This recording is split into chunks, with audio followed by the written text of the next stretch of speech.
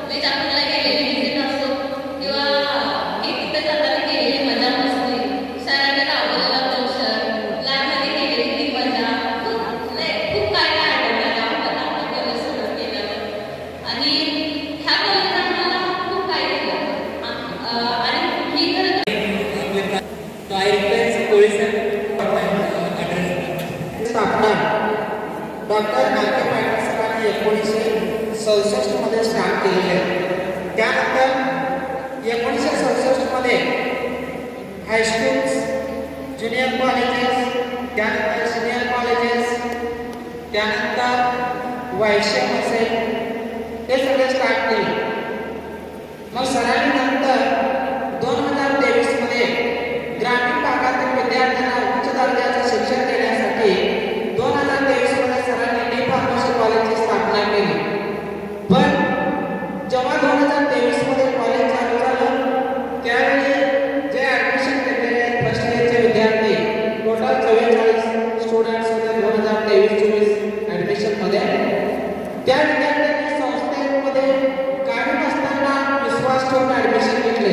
अगोदर स्टाफ आहेत का नाही तुम्हाला माहीत नव्हतं, कॉलेजमध्ये काय फॅसिलिटीज आहेत, फार्मसिस्ट कॉलेजसाठी काय लागतं हे तुम्हाला काही माहीत नव्हतं आणि आहेत का नाही हे सुद्धा माहीत नव्हतं.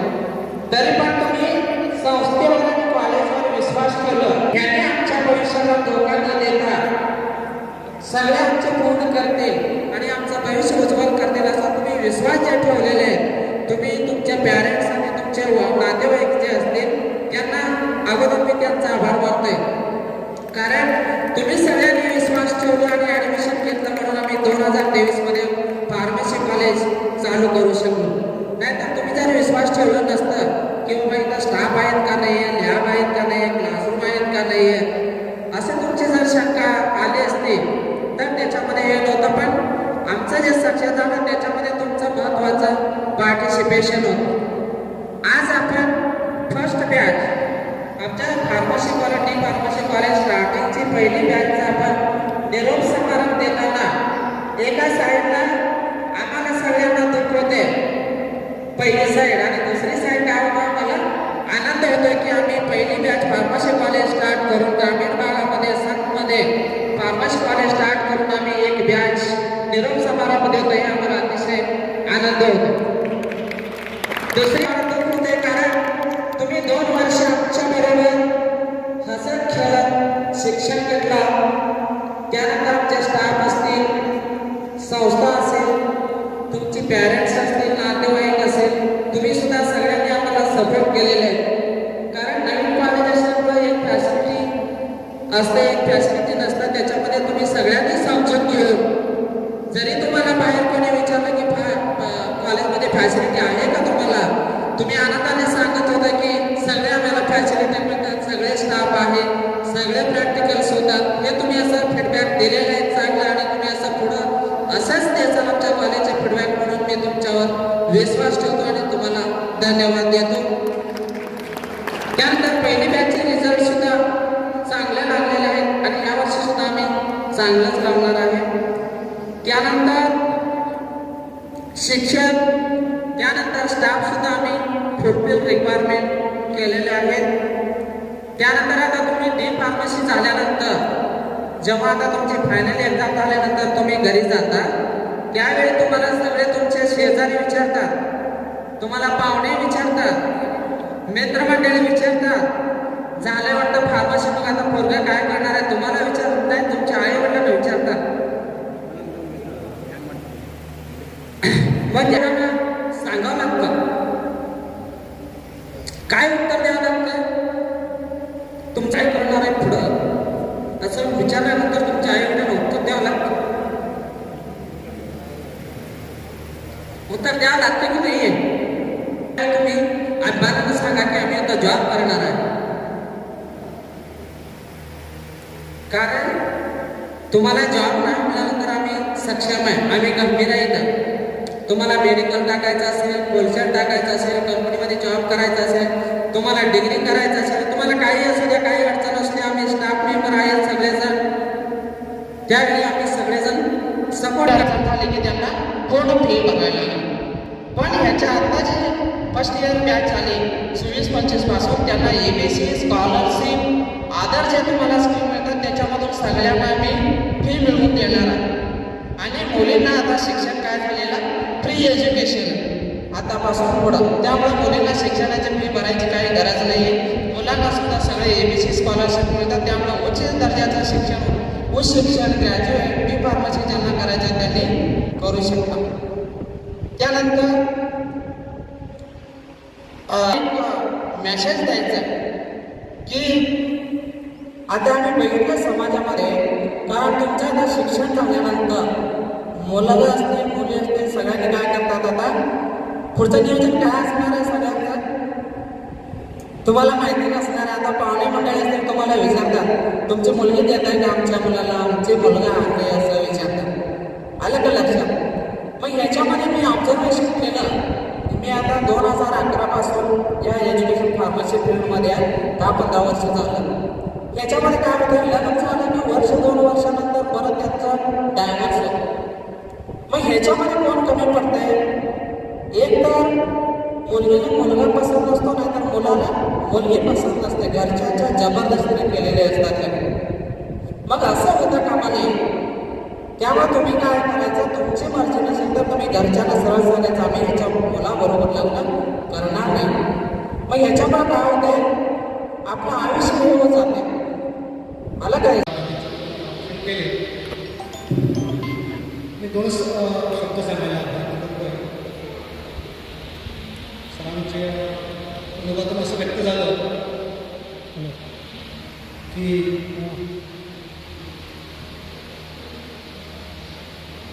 जिथे इन्फ्रा असतं, जिथे इन्फ्रा फर्निश असतं तिथे शिक्षण असतं असं नाही. जिथं इन्फ्रा नसतं तिथं शिक्षण नाही असं नाही. शिक्षण देण्यासाठी कुणाची गरज आहे, तर शिक्षकांची गरज आहे, ट्रस्टीची गरज आहे. प्राचीन काळामध्ये गुरुकुल सिस्टम पद्धत होती. विद्यार्थी गुरुच्या आश्रमामध्ये जात शिकत होते. तिथे कुठलेही मीन्स फर्निचर काहीच नव्हतं. तर त्या पद्धतीने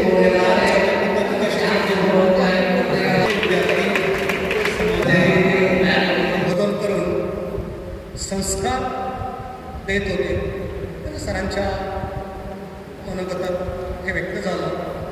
त्याचप्रमाणे दुसरी गोष्ट सरांनी सांगितली, मोबाईल सोडा पुस्तक.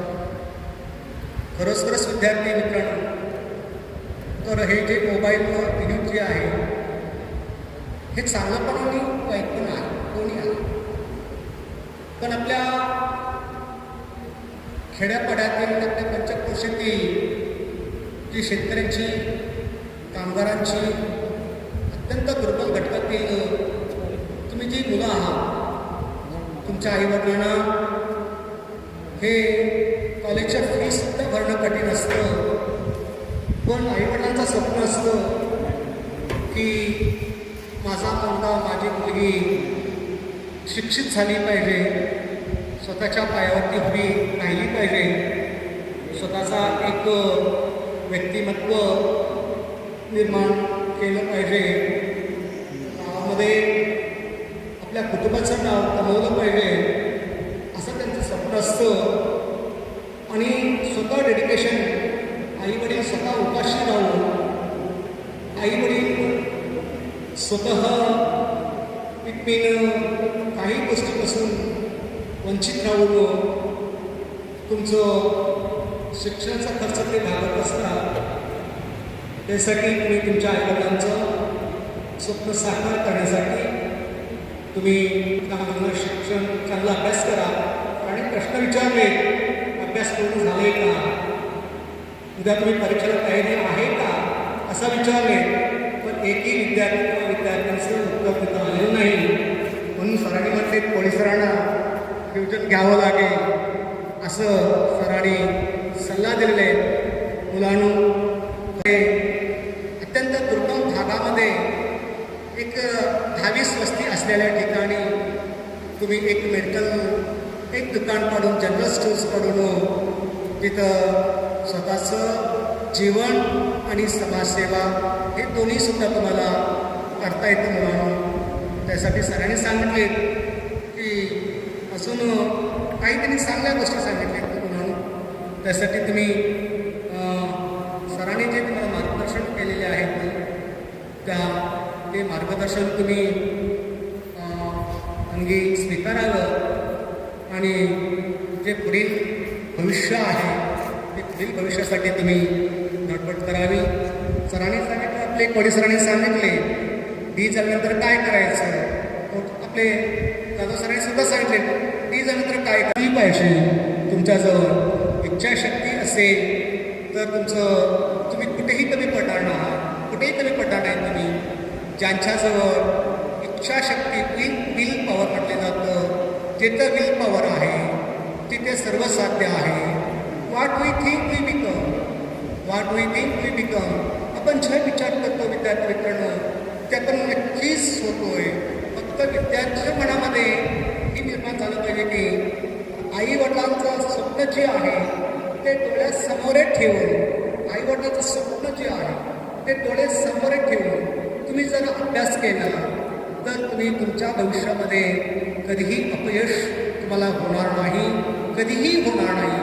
आईवडिलांचं जे विश्वास आहे, आईवडिलांचं जे कष्ट आहे, आईवडिलांचं जे ट्रस्ट आहे ते तुम्ही तुमच्या अंगी स्वीकारावं आणि तुमच्या आईवडिलांचं स्वप्न साकार करावं. आईवडिलांचं नाव, संस्थेचं नाव, शिक्षकांचं नाव तुम्ही कमवावं, एवढंच माझी सांगण्याची एक तळमळ आणि एक कळकळ आहे. त्याचप्रमाणे अजून एक आपल्या पोलिसांनी सांगितले तर अलीकडे हे जे आधुनिक युग आहे, अनेक कुटुंबामध्ये विघटन निर्माण होत चाललेलं आहे. विघटन का होत आहे, याच्या पाठीमागचं कारण का आहे, तर आपण कारणा एक शब्द आहे अपघाताचे अवसरावे कारणा. आपण फार पडपड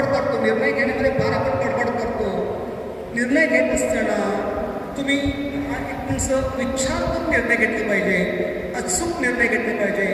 जीवन हे एकदाच असतं, वारंवार जीवन मिळत नसतं. लग्न एकाच वेळी होत नसतं, वारंवार होत नसतं. सर्व काही एकाच वेळी असतं, वारंवार होत नसतं.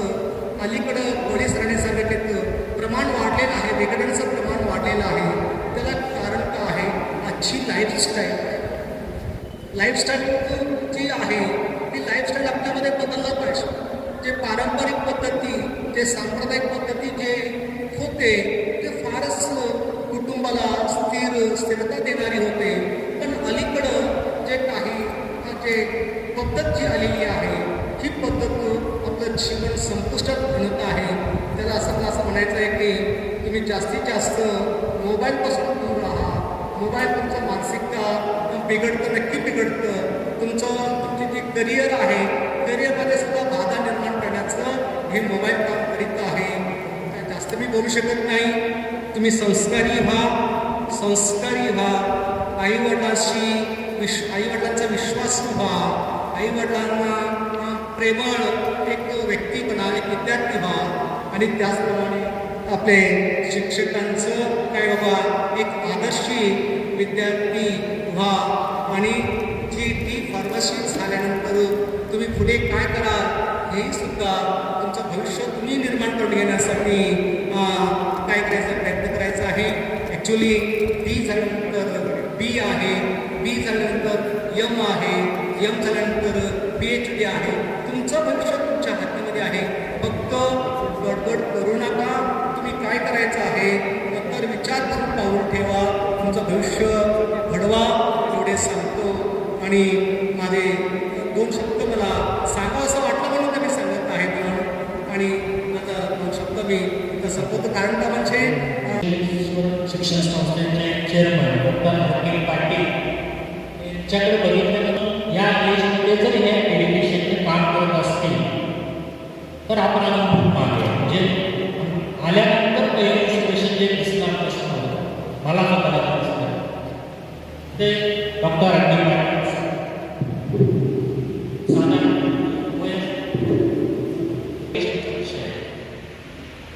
आणि तसंच स्वास्थ्य पण त्यांना मिळालं. त्यांना असंच दीर्घायुष्य लाभलं.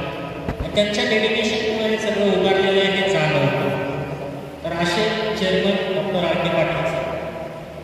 त्यानंतर आपले ट्रस्टी किरण पाटील सर त्यांच्याकडे बघितल्यानंतर मला संयम जाणवला, पेशन्स असलेली त्यांची पर्सनॅलिटी मला जाणवली.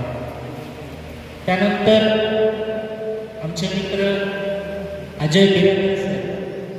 डिसिप्लिन ह्यासाठी तुम्ही ओळखत असं वाटतं की जेवढं बघतो मी खूप वेळ नाही तुमच्या कॅम्पसमध्ये, पण मला तेवढा ओळखू शकतं की कोण कसा आहे. कारण विद्यार्थ्यांना मी किती वेळा ओळखतो मुलांसारखं तुम्हाला सांगतो. तर डिसिप्लिनसाठी तुम्ही त्यांना ओळखता असे आमचे मित्र अजय बिरादर सर जे सेक्रेटरी आहेत त्या संस्थेचे. आणि मला आल्यानंतर जाणवलं की जी एनर्जेटिक पर्सनॅलिटी आहे ते इथे कॅम्पस इंचार्ज. कारण कॅम्पस इंचार्ज म्हटल्यानंतर कधी कोणती जबाबदारी आपल्याला सांगता येत नाही, पण ते कोणत्याही जबाबदारीला तेवढ्याच एनर्जीनं फेस करत असतील असं मला जाणवतं. आणि माझे स्टुडंट आणि इथले तुमचे प्राचार्य जे अंडरस्टँडिंग आणि कॉपरेशनसाठी फेमस असतील राईट. तर असे रामचंद्र पोलीस आपल्या विद्यार्थ्याला प्रिन्सिपल झालेल्याबरोबर हा म्हणजे एका शिक्षकासाठी असलेला सगळा.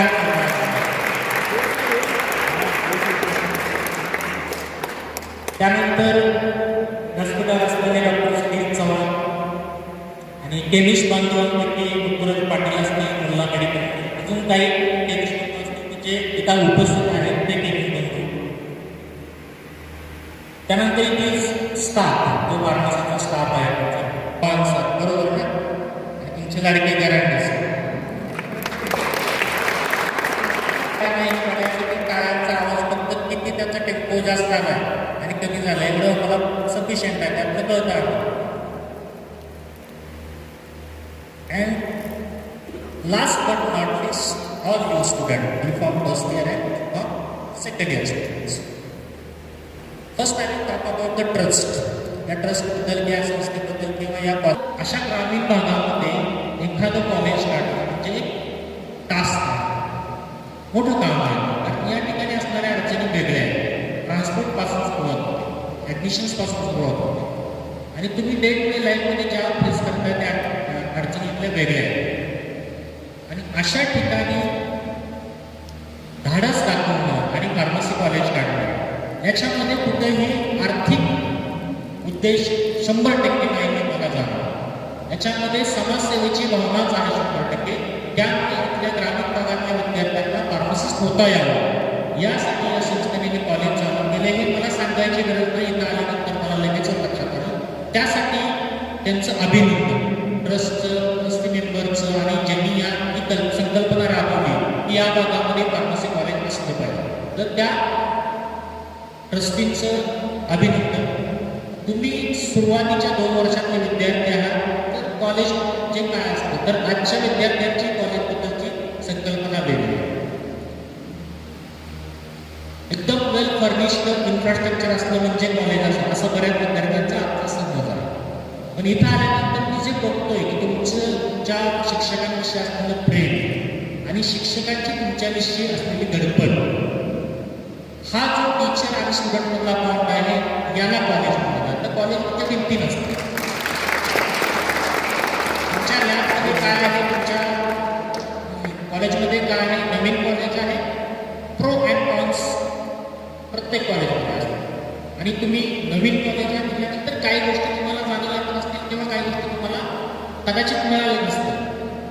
त्या तुमच्या येणाऱ्या बॅचला देखील कारण विजन मला दिसतंय मॅनेजमेंटचे की ते 100% पुरवणार. पण काही गोष्टींना वेळ लागतो, लगेच बऱ्याच गोष्टी प्रत्येक कॉलेज या स्टेजमध्ये जात असतात. पण तुम्हाला चांगला शिक्षक वर्ग मिळाला, चांगलं मॅनेजमेंट मिळालं की ते तुम्हाला सपोर्ट करतं, हे तुमच्यासाठी अभिमानाची गोष्ट आहे.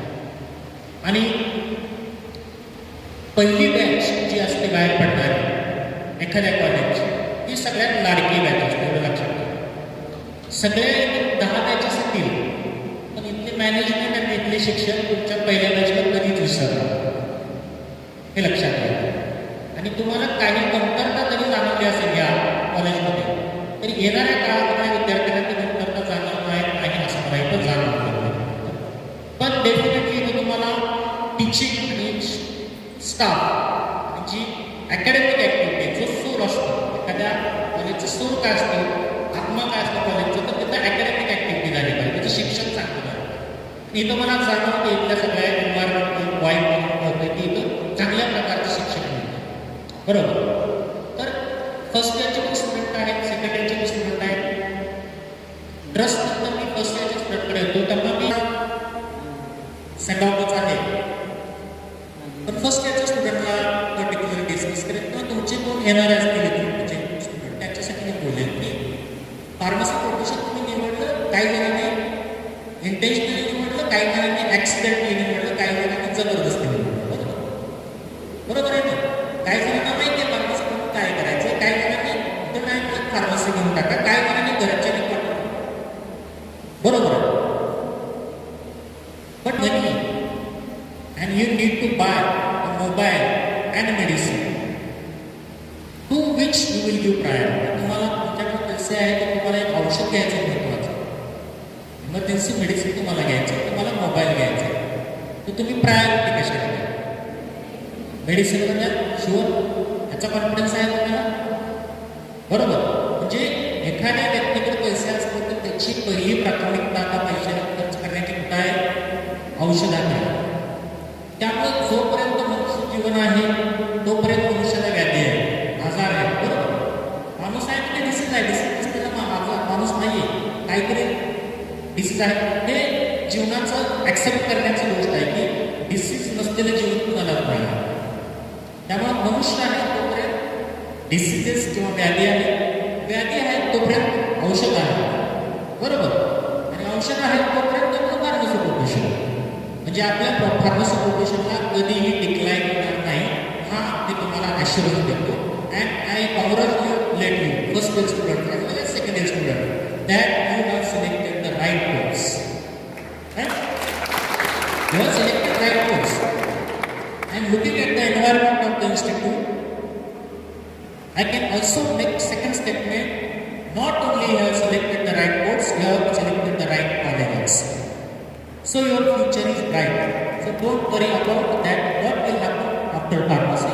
Definitely you are going to do your livelihood better with this pharmacy profession. Pharmacy profession बद्दल शंका घेण्याची तुम्हाला काही गरज नाही. Pharmacy profession जोपर्यंत मानव या पृथ्वीतलावर आहे तोपर्यंत ते सर्वाइव्ह होणार आहे. त्यामुळे त्याच्याबद्दल काळजी करायची गरज नाही. Now I will ask you, what is required to be a pharmacist? What is required to be a pharmacist? Pharmacist होण्यासाठी काय लागतं? जसं पोलीसकरांनी सांगितलं की रजिस्ट्रेशन सर्टिफिकेट लागतं. Then you are a pharmacist. त्यांनी ॲश्युरन्स दिला की मला रजिस्ट्रेशन सर्टिफिकेट मिळणार आहे का तुम्ही फार्मासिस्ट होणार. But it is sufficient that you should become pharmacist, or it is necessary that you should become good pharmacist. What is more important? Pharmacist होणं फक्त महत्त्वाचं आहे का चांगला pharmacist होणं महत्त्वाचं आहे? चांगला pharmacist. You believe that. मला वाटतं असं की असं म्हणत असं आपल्या फार्मसीला प्रोफेशन दिलं जातं बरोबर. आपण बिझनेस म्हणत नाही.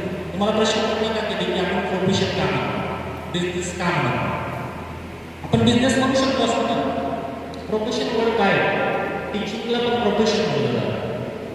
Y the word profession is there? Because profession is not only a business, it is a combination of business and social work. व्यवसाय आणि समाजसेवा याचं ज्यावेळेस कॉम्बिनेशन होतं त्यावेळेस आपलं प्रोफेशन काय आहे प्रोफेशनल कोर्स होतो. त्यामुळे तुम्ही ज्या कोर्सला तुम्ही ॲडमिशन घेतलं आहे त्याच्यातून जो काय तुम्ही उदरनिर्वाह करणार आहे, जो काय अर्निंग कमवणार आहे, पैसे तुम्हाला कमावं लागणार आहे. तुमच्या पुढच्या आयुष्यामध्ये तुम्हाला कसं कमवायचे तर तुमची प्रायोरिटी आहे, नो डाऊट. पण हे करत असताना तुमच्याकडे समाजसेवा सुद्धा घडली. त्यामुळे हा एकदम चांगला कोर्स आहे. पण हे होत असताना आपण समाजसेवेचं भान नाही सोडलं पाहिजे. म्हणजे लॉकडाऊनमध्ये ज्यावेळेस कोविड ज्यावेळेस आलं त्यावेळेस आपल्याच काही बांधवांनी रेमडेसिवीर ब्लॅकमध्ये दिले, तो डाग अजून आपल्याला लागला. तर अशा प्रकारच्या ॲक्टिव्हिटीमध्ये नाही गेलं पाहिजे. आपलं पॅशन समाजसेवेचं असलं पाहिजे. पैसा कमवण्यासाठी खूप असे मार्ग आहेत की जे मार्ग चुकीचे आहेत त्याच्यातून खूप पैसा मिळू शकतो. पण तुम्हाला प्रतिष्ठा मिळायची असेल तर तुम्हाला प्रोफेशन निवडावं लागतं. त्या प्रोफेशनमध्ये ह्या दोन गोष्टी जपाव्या लागतात.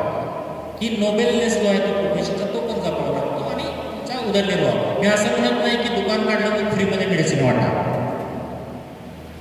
हे ठीक आहे, मला पैसे पण कमवायचे पण सोबत आपण समाजाशी बांधिलकी ठेवली पाहिजे. हा विषय आपण सोडला नाही पाहिजे. आणि फार्मसिस्ट होण्यासाठी फक्त नॉलेज असणं गरजेचं नाही, तर दोन अजून गोष्टी आहेत ज्या आम्ही सांगितलं मला की स्किल असणं गरजेचं आहे. म्हणजे काय, मला प्रॅक्टिकल सब्जेक्ट आहे, त्यासाठी प्रॅक्टिकल सब्जेक्ट फक्त थिअरी असलं तरी चाललं असतं का प्रॅक्टिकल आहे? काही स्किल्स आहेत ज्या तुम्ही इंडस्ट्रीमध्ये गेला तर तुम्हाला गरजेचं आहे. जर ते स्किल तुम्हाला चांगले असलं तर तुम्ही चांगल्या प्रकारचं औषध तयार करू शकता. काय असेल, मेडिसिन ओळख नसेल, मेडिसिन रेकॉर्ड ठेवणं असेल, कोणतं असेल, हे स्किल आहे. तर स्किल पण तुम्हाला येणं गरजेचं आहे. बरं ठीक आहे, नॉलेज आलं, स्किल आलं, चला आपण फार्मसिस्ट. तिसरी एक गोष्ट आहे, that is what attitude. Attitude म्हणजे काय? भावना. चांगल्या भावनेमध्ये फार्मसिस्ट काम करतोय का?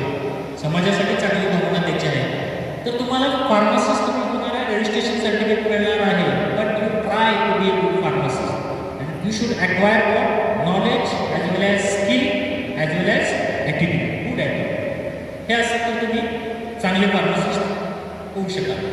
काय असेल थोडंसं दुःख पण असेल की कॉलेज संपतो आपलं, but need not to worry. You will be with communication contact with all the teachers. तुम्हाला भविष्यात सुद्धा यांच्या संपर्कात तुम्ही राहणार आहात. आणि एक संस्कृतमधलं श्लोक आहे, अंत अस्ति प्रारंभ, बरोबर. म्हणजे काय, end is the beginning. This is the end of your second year, this is beginning of your career in pharmacy profession. So I wish you best of luck for your pharmacy profession, or particularly second year students, and for first year and second year both students. I would lastly say that whatever you do in life, तुम्ही आयुष्यामध्ये काय गोल ठेवताय, काय करायचं ठरवलंय, काही तुमच्या choices असतात, काही करा. फक्त आपण जे ठरवलंय आणि आपण जे करतोय हे बरोबर आहे किंवा चुकीचं आहे हे चेक करण्यासाठी दोन प्रमाण गोष्टी. आपण जे करतोय ते कोणाला विचारायची गरज नाही, बरोबर करतोय का चुकीचं करतोय. दोन प्रमाण गोष्टी आहेत. जे काय आपण आयुष्यात करतो त्याच्यामुळं आपल्या आई वडिलांना प्राऊड फील होतं आणि दुसरं आपल्या शिक्षकांना प्राऊड फील होतं. ज्यावेळेस तुम्हाला असं वाटतं की मी करणारी ही गोष्ट त्याच्यामुळं माझ्या आई वडिलांना प्राऊड फील होईल, माझ्या शिक्षकांना प्राऊड फील होईल, त्यावेळेस तुम्हाला कोणाला जगाला विचारायची गरज नाही की तुम्ही चुकीचं करताय का बरोबर करताय. So you have to follow that. And again I am thankful for the Shivalingeshwar शिक्षण संस्था, all the teachers of Kamaladevi Patil College of Pharmacy, other members who are working here in other campuses who are helping this institute to grow. And last but not least, you have patiently listened to me, all the students of D Pharmacy and D Pharmacy. Thank you and best of